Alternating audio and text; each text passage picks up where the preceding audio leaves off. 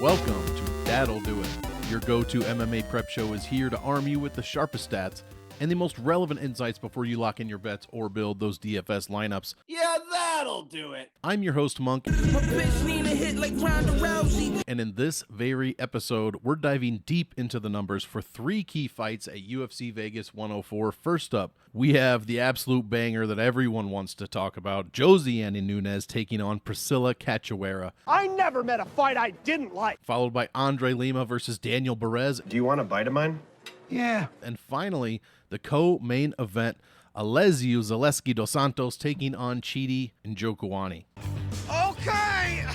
As the title says, this is a teaser video for the full 13 fight breakdown on my Patreon. Get on over to patreon.com/monkmatics and check it out. But before we get started, be sure to hit the like on this video and please subscribe to the Monkmatics channel. Here you will get all episodes of That'll Do It. Yeah, that'll do it. And I'm also bringing back the nickname show very, very soon. The nicknames are for friends. And I'd honestly love to get started on some evergreen content. For instance, something like a fighter's career retrospective or statrospective, if you will. So a deep dive into maybe some retired fighters and how they would fare today, how they stack up against today's competition, or just all the UFC competition in general. So be on the lookout for that. Sub to the channel and you will never miss it. Now, without further ado, let's get right into the fights. Show's about to start. Josiane Nunes taking on Priscila Cachoeira, the only fight anyone has been clamoring for.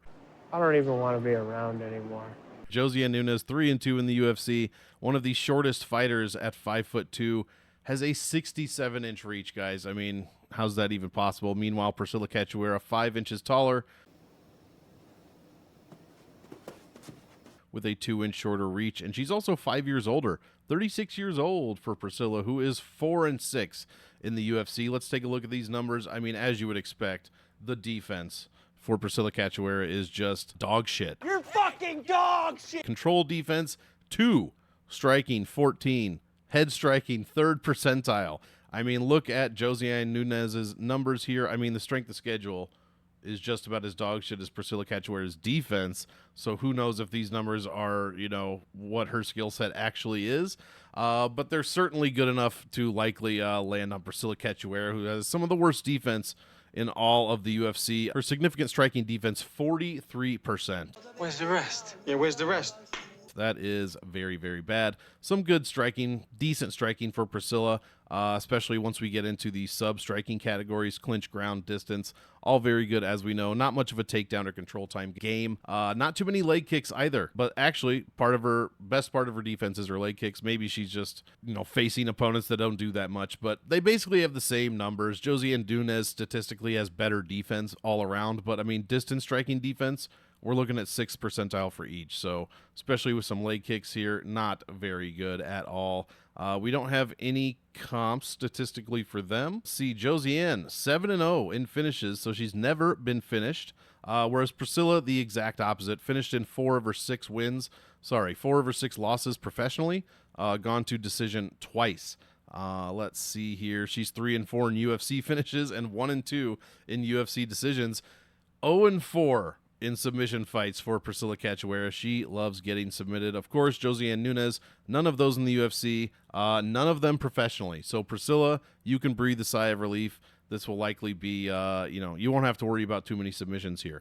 Come on, everybody, group up.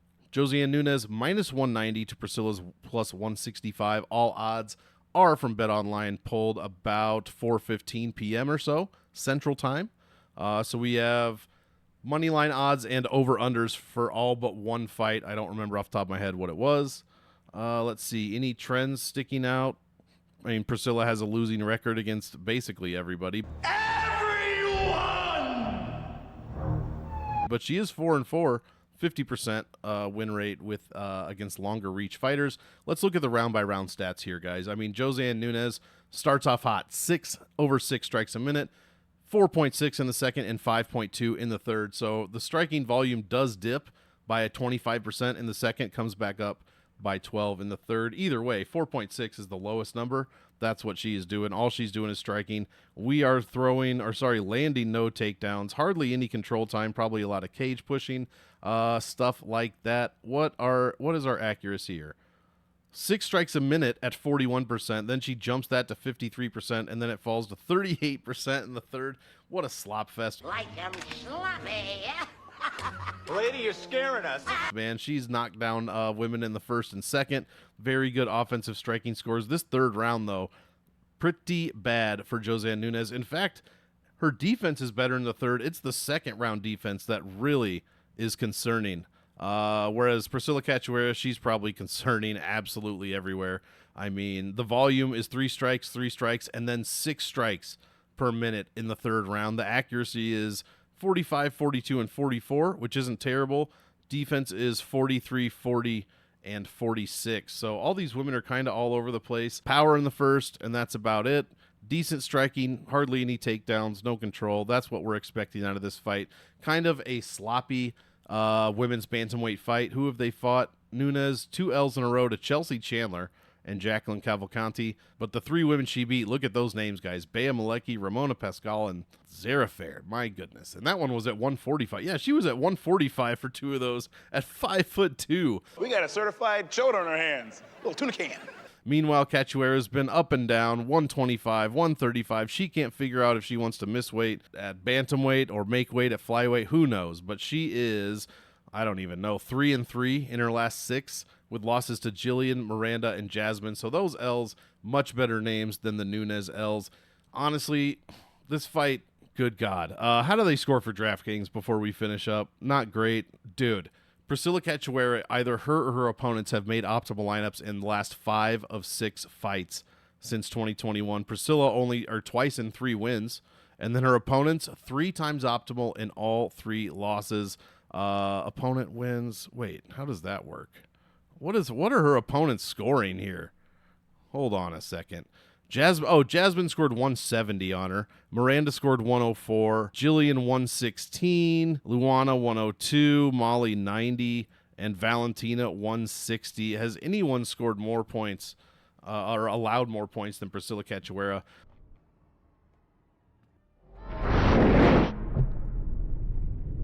Nunes, 75, 94, and 120, so we're steadily decreasing, and now we're on 2 L's in a row. Honestly, guys, I have no idea who to pick. I don't think either woman is very good. Either one, this is probably a win-or-go-home match, right? Loser goes home. I meant win or go home. So loser goes home. Yeah, the drop-off is significant from Nunes. 17 points in the first to 10 to 8. Terrible for Priscila, though. 8 to 6 to 6. If she's winning... Hold on, I'm scrolling again. See, guys, if you subscribe to the $9.99 stat sheet or just the whole package, you can scroll at your own convenience. Message. She scored 108 against Ariana De Silva. Round 1 knockout, looks like. 1 minute almost. 87, 128. I don't know, guys. I have no idea. Minus 190 is the money line for Nunes. That's insane. Hell no. I don't know in what world I could pick Priscila Cachoeira to win, but it might be this world because I think I'm picking Priscila Cachoeira to get the dub, guys. I don't know why. It's probably the strength of schedule. I'm going to pick Priscila Cachoeira to get the dub. Oh, my God. I can't believe you've done this. That is scary. God, she looks so bad. Both these women have looked so bad lately. I've talked about this fight for way longer than I should have. Yeah, average fight time for Priscila, less than 10 minutes. Yeah, this could be an interesting DFS fight, guys. Don't sleep on it. Check out the ownerships on whatever site you look at, but if they are looking pretty low, maybe throw these women in your lineups. But yeah, I'm going to pick Priscila. Not confident. This fight is a slop fest. Andre Lima, a quiet 3-0 in the UFC. All I can remember is the bite. You can't skip lunch. The bite fight against Daniel Barez. This one should be a very good fight, actually. Looking forward to this one at flyweight. The little buff boys. Buff little bodies! Significant striking offense, 39th percentile for Lima. Takedown offense is okay, decent. Control offense, decent. And then some aspects of his offense are much better than others. For instance, I assume when we look at his last 3 fights, he will have very good leg percentages and body percentages as well. As far as Daniel Barez, very good striking, no takedowns, no clinch striking, very minimal control, and the strengths of schedule here are very, very poor, guys. So anything could happen. Both of their defenses is what I notice immediately. All these green numbers here, very, very good. Again, likely a product of how poor their strength of schedule is, meaning how poor their opponents have really been statistically. We don't have any kind of statistical comps, so when we see one, I will go over what that means. UFC Pro finishes, I mean, 6 out of 10 wins for Lima are finishes. He is undefeated at 10-0, whereas Barez has 6 losses, 17 wins. 13 of his 17 wins have come by way of finish, 7 KOs, 6 subs, and all the finishes for Lima are knockouts. So that should tell you a little bit of something as we go back and look at. That is interesting. We'll have to look at Daniel Barez's 2 fights here. I would expect better takedown numbers with submission numbers like that, but that's why we do these stats, and we're going to get into it. And that's why I like doing it live, guys. I think I already mentioned this. I don't look at these beforehand. I literally input the stats from Saturday's fight like 2 hours ago, got everything ready, and now we are going. So we are getting looks at this at the exact same time. Currently, Andre Lima, minus 275 favorite to the plus 235 of Daniel Barez. Over-under, this was the fight that had no over-under on Bet Online. And I didn't look anywhere else. So I didn't fucking do that! Check out the stat sheet update on Tuesday. We will likely have all DraftKings salaries and likely all props and over-unders as well. So check that out. Not much in the way of trends just because there's not too many UFC fights between the two. Let's look at some round-by-round numbers. Very minimal striking. The striking numbers are what stands out immediately. Double the amount. Well, not quite double, but Triples makes it safe. Now, triples is best. Yeah, that's good. Stop. basically under 5 strikes a minute in every round for Barez. His low is 4.2, and Lima, his high is 2.87, and he slowly throws a little less volume, or lands a little less volume, I should say, as the rounds go on. But his takedown numbers, 0.3, 0.39, 0.5. Control time, 0.39 per 5 minutes, 1.5 in the second round, and over 2 minutes control in the third round, and that's 10 minutes worth of third rounds that Lima's bid in. So obviously we're seeing a little bit of dip in the volume, which is not significant to begin with, but the wrestling and the control time is much more of a factor in these Lima fights for sure. What are we looking at defensively? He allows 3.6 in the first, 2.3 in the second, so he gets better defensively in every round, allowing fewer strikes, allowing fewer takedowns, and allowing less control time as well. So we love to see when younger fighters, prospects, I guess you would say, improve their defense round by round by round. And you could even say the same thing for his offense, although round 2, likely his best offensive round as a whole. Let's look at Barez. I already mentioned his strikings. No takedowns so far in the UFC. Control time, though, we did talk about those submissions, so we can't assume takedowns with submission guys, but we can assume some level of control, which Daniel Barez has shown in at least the first round, 0.8 out of his 5 minutes. And then that's about it. No control in the second and none in the third, and that is with 5 minutes in each of those rounds historically. So all we've seen so far is striking from Barez. What about his defense? He allows basically what he throws. Over 4 strikes a minute, over 4 strikes a minute, and then 7 strikes a minute, guys, is what he allowed in his 1/5 round that he went to. So his defense, not great.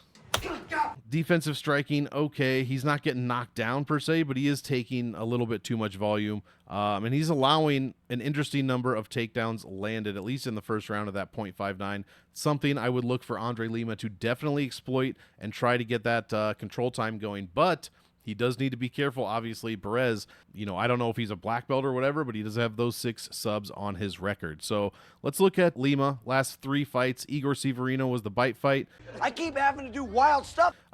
Mitch Raposo, he dealt with him in 15 minutes, split decision, very close fight. Outstruck him, was taken down, hardly any control time at all. And again, we're looking at the head, body, and legs from Lima. Like I said above, very, very good distribution. In fact, leg strikes in all 3, in 2 of his last 2 are the most significant, then head, then body, I guess. Just did a very good job of spreading the strikes. And that Felipe Dos Santos fight was his best performance yet, I thought. Lots of lots of control time with 9 minutes, 2 for 2 takedowns. He also stuffed 8 takedowns, stuffed 1 against Raposo, and stuffed 4 against the biter, Igor Severino. Had 60% control time in that Felipe Dos Santos fight. Barez dealt with Victor Altamirano, probably Not the best flyweight by any means. Against Altamirano, it was all striking, no takedowns landed, hardly any control time. Did stuff one takedown against Altamirano, stuffed 3 against Jafel Filo. Let's hurry up with this one. These guys have scored like shit in DraftKings. No optimal lineups offensively for either one. Barez has put someone optimally, probably his last opponent, which was Victor. Nope. He lost to Jafel Filo. So he was winning that fight, if I remember. Then Jafel catches him in the I still think it was a fucking, maybe it was a try. I can't remember what it was. But either way, Jafel made the optimal lineup. And now you guys know I'm not lying when I say I haven't looked at these before, because I can't even read the shit that's on the screen properly. So Cannot see, I'm legally blind. quickly, let's look at some of the DraftKings numbers. 69 points in a win for Andre Lima, not good. 71 for Barez. I mean, Jesus Christ. What are our numbers here? We are 27% below the UFC average in points per win. Andre Lima, one of the biggest numbers I've ever seen, or smallest, depending on how you look at it. 15% less in finish wins and 28% less in decision wins. Meanwhile, I expect negatives from Barez as well, and that's exactly what we see. This fight's likely going to decision, guys. We have no over-under. I was going to go scroll back and see. Very consistent scoring. We love to see this. Consistency from Andre Lima, where we get a round 2 craziness from round 1 craziness from Barez, and then we get absolutely nothing in rounds 2 and 3. So are we going to see that again? Has he worked on his conditioning at all? That is what we are going to find out. But the consistency from Andre Lima, very, very impressive at such a young age. Obviously no optimals. 89 against Igor. No, it's pronounced Igor. 50 against Raposo. 50 in a win. Where's the rest? Yeah, where's the rest? Ouch. And then 68 against Lima. There's that 71 against Barez. He gave up 105 to Filo, but scored 17 in 3 minutes, which is very impressive. Yeah, that was a very high-paced fight. 5 strikes a minute, or 5 points a minute, rather, from Barez. Lots of strikes in that opening fight, and then Barez got subbed. Yeah, so I'm liking Andre Lima here. I think I said he was minus 275. That is correct. I like this one to go to decision. Probably a lot of striking, to be honest. Maybe Lima will get those numbers up. Maybe he'll go for some takedowns. But again, he might not want to be on the ground with Barez if, Barez is out here getting subbed as well. Did I just read all these stats wrong? No, he's 6-3 professionally in subs. He only 0-1 in the UFC. So he does have those 6 subs. So I don't know if Lima's going to want to go to the ground with him per se, but we should see some takedowns, should see at least some cage control, probably a low-scoring decision from Andre Lima, like 70 points if we're lucky. So not really looking at this one for DraftKings, but I am looking forward to this one from a competition perspective. The pick is Lima. Let's keep it moving. Guys, if you are really serious about UFC betting or DFS, get the deepest statistical breakdowns in the game with me, Monk Maddox. Head on over to patreon.com/MonkMaddox, and you can get my full stat sheet for $9.99 a month, video breakdowns for every fight for just $4.99 a month, or detailed stat-driven write-ups also for $4.99 a month, or you can save $5, grab all 3 for just $14.99 a month. Pair my data with your fight tape, and let's get that money. Join now at patreon.com/MonkMaddox. The link is in the description below. Click it. Co-main event between Elizeu Zaleski dos Santos taking on Chidi and Njokuani. Say that 3 times fast. Welterweight fight. 38 years old for Zaleski, 36 for Chidi. Bang, bang. Chidi's going to be much taller, 4 inches in height, 7 inches in reach, guys. That is what we are talking about here. Shortest fight for both guys is very short. 1 minute, 15 seconds, and under 20 seconds, basically, for Chidi. Let's see the defensive numbers for Chidi. Much better than I was thinking. Only striking, though. He does have good control. I assume a lot of that is well, no, he ends up on top, but he does not get there via takedowns. And same with Zaleski dos Santos. He's very good in the clinch, as I was just about to say, 80% or 80th percentile as far as clinch striking offense. Decent striking overall. Ground games for both fighters are definitely their, the points in which they lack. Zaleski actually has a little bit, it's probably about balanced out as far as the defensive numbers. A little worse in the striking overall, but much better in the takedowns and control. Also, his strength of schedule, 83, strength of victory, 89, and strength of defeat at 76. Very, very good numbers. compared to Chidi and Njokuani, who, while having these very good striking and decent defensive numbers, again, could be a product of just a 15 strength of schedule, 32 strength of victory, 42 strength of defeat. So let's see who these guys have fought, and that will confirm that suspicion. Chidi has fought someone with similar control time statistically as Zaleski dos Santos, and that was Michael Oleksiejczuk, and he lost that fight. Chidi did. So we will look at that one. Let's go look at that first, actually. 175. Minus 175 for Zaleski, plus 150 for Chidi. Chidi's on a 2-fight streak. Reese McKee. What? 15-minute split decision. 4.27 strikes a minute. No knockdown. No knockdown against Jared Gooden, but 7 strikes a minute at 71% accuracy. No takedowns, but 9 minutes of control time. I would honestly have to go back and look. I do not remember that fight just off the top of my head. Was that ground control time, or was that mostly cage pushing? Because we did see Jared land 2 of 8 takedowns.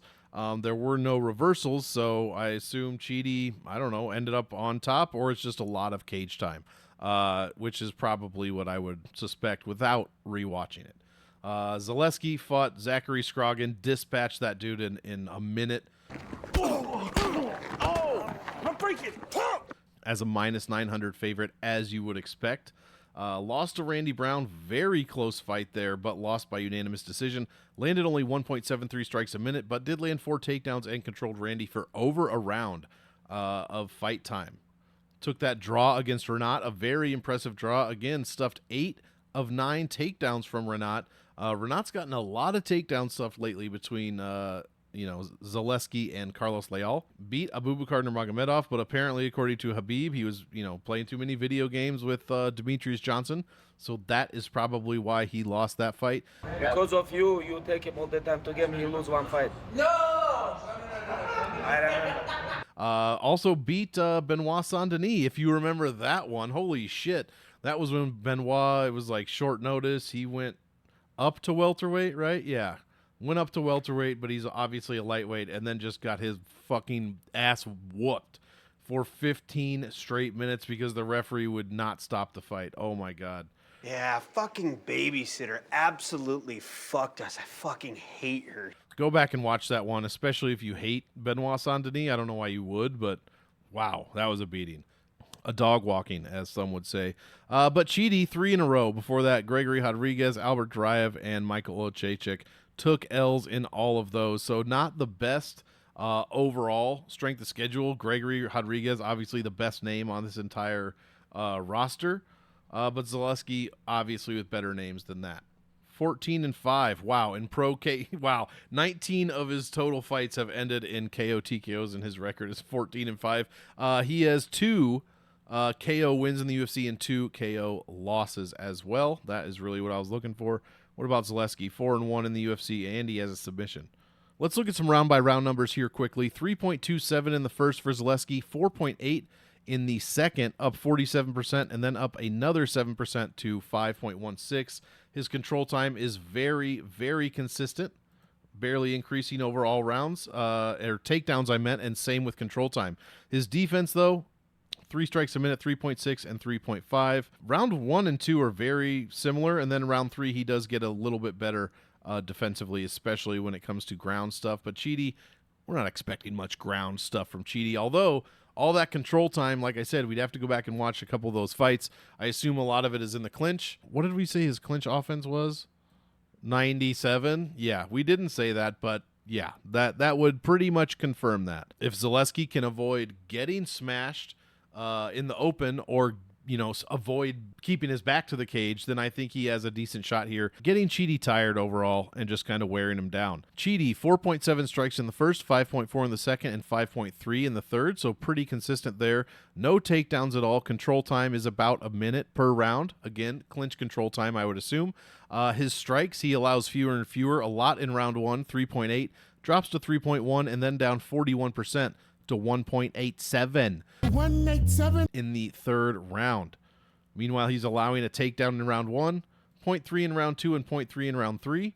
Lots of control time allowed, especially in that first round. So defensively, it seems like Chidi is apt to give up a lot more points or a lot more offense in round 1, although he still does give up a decent amount in rounds 2 and 3, but these defensive numbers are much better in rounds 2 and 3 than the first. 23rd percentile defensive striking, 18, and then 17 for takedowns and control time. So yeah, Zaleski could have an extremely good first round here, although he does tend to quote-unquote start a bit slower, landing 3.27 in the first compared to 5 in the second, and then the takedowns and control time, like we said, are pretty consistent.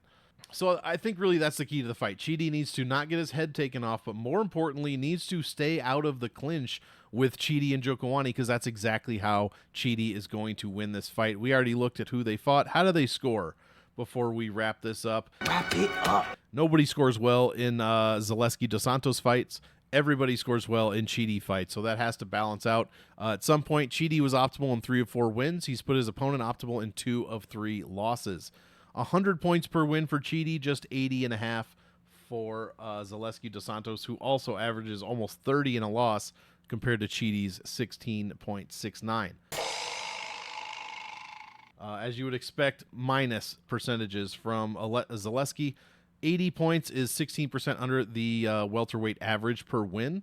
In finishes, it's 95, but that's 10 points less and 10% less than the welterweight average. And in decision wins, it's 68 points, which is 19% lower than the divisional benchmark. So Chidi, probably going to be some pluses here. Pluses in finish, 13% above the weight class. Decisions, though, not quite as bad as Zaleski, but still 4% under the UFC average, averaging just 81 points against guys like Reese McKee and whoever else I said it was. Let's see. How do they score round by round? Round by round by round. Each guy averages pretty close to the same amount of raw DraftKings points per fight, 29 for Zaleski and 26 for Chidi. If you would have looked at that 3 or 4 fights ago, that would have been much lower because a lot of his points were bonus points. But again, he's starting to fight a little bit smarter. He's not, just being so reckless and kill or be killed type of fighter. So, again, Zaleski, like I said, kind of a slow starter, 8.8 DraftKings points in round 1, 10.39 in the second, and 10.59 in the third. So as we saw statistically, his output goes up every single round, where Chidi is very front-loaded, 51% of his points in round 1, 27 in 2, and 22 in the third. Lastly, Zaleski put up 95 against Scroggin, an impressive 43.5 against Randy Brown in a loss, an impressive 40 against Renat Fakhretdinov, which he probably scored 1 million points on Prize Picks, since you get points for stopping takedowns. Abubakar, he won with 48 points. Awful. 96 against Benoit, 71. We can go on. Chidi, probably much better average, as we said, all of his pluses on average. But against Reese McKee, 63.5 in a decision. That's not good. At least he turned that around and scored triple digis against Jared Gooden in that 15-minute fight. Triples makes it safe. Now, triples is best. Yeah, that's good. Stop. Other wins, 108 against Dushko, 129 against Barrio. Those were both round 1 finishes, so of course you're going to score well. I like this fight. I do. I am going to pick Zaleski dos Santos. I'm going to pick Zaleski. I just think he is probably a bit better fight IQ. I'm not saying Chidi has a poor one. It has definitely gotten better. But I think Zaleski just is a very smart fighter. I think he's tough as hell. I think people overlook him all the time. His numbers say that he gets better every round, and he doesn't. I mean, while I said slow starter, I don't mean like 1 strike a minute. We're still at 3.1 or 3.6, whatever, something like that, 3.2. And yeah, he's also tough as shit. He has been finished. He has been knocked out once in his career, twice by sub. And that UFC, who was that KO loss? Who was it? Was it in his? Oh, it was Li Jingliang. He finished him in the last 9 seconds of the fight. So extremely durable. Zaleski dos Santos. Chidi, also durable, but he hasn't fought anybody like Zaleski dos Santos, probably. I mean, Gregory Rodriguez, I said, was the best name. So Chidi, while durable, probably not quite as durable as Zaleski. I just think he's more consistent. I think he has more chance of winning a decision. And all he has to do, in my opinion, like, this is so easy. don't get your head taken off, and keep your back off of the cage. Those are the two keys to victory here. If he can do that against Chidi and Njokuani, I think Zaleski wins a decision, and that's how I would look to play this. I'd be interested in seeing that prop, Zaleski by decision, since we're only at minus 175 for for a money line. But that's probably his most obvious path to victory, so we might not get a great number on that. So DraftKings, definitely play some of Chidi, but I'd play Zaleski too. I think he's going to be at an okay salary. And decision fight, one more time. I know this fight has gone on so long. Decision fights, he scores 19% under the divisional average. So maybe we don't want to play a ton of him. That's going to wrap up the YouTube edition of That'll Do It. For in-depth statistical breakdowns of all 13 fights for UFC Vegas 104, head on over to patreon.com/monkmaddox and see what's waiting for you. Best of luck this week, and as always, I want all of you to enjoy the fight. So, enjoy. We will see you in the next one. I love this stuff. Only come here if you like that stuff.